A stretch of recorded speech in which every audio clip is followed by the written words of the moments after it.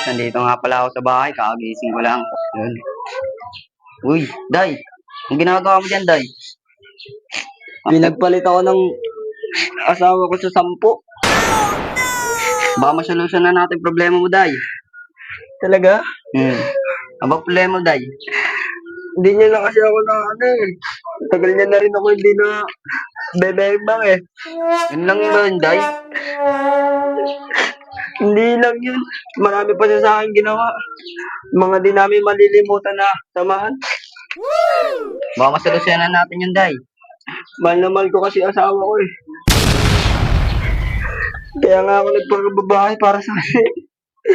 Tapos, iwan niyo ako ng ano. Sarap mo naman, Day. Salamat.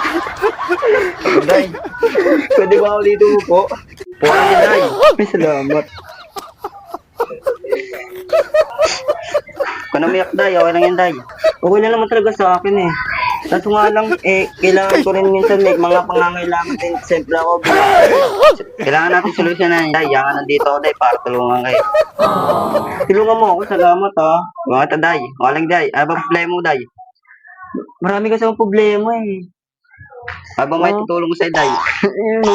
Yan lang naman, Day. Yung ano, alam mo na yun. Matagal na ako nakakapag gano'n eh. Simula nang iniwan ako, astik-tik daw ako na babae.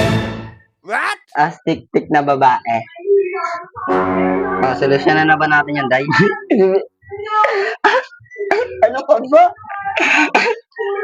Ayoko, may bayad ako. Magkano ba bayad mo, Day? Uy, bawa mo naman yan, Day. Kailangan mo ba yan, Day? Uy, dadakbayin mo kuya, huwag ka ganyan.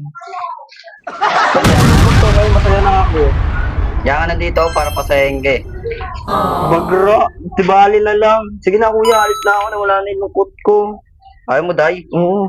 Kahit isang bembang lang, Day. Ayoko. Sige na, agad.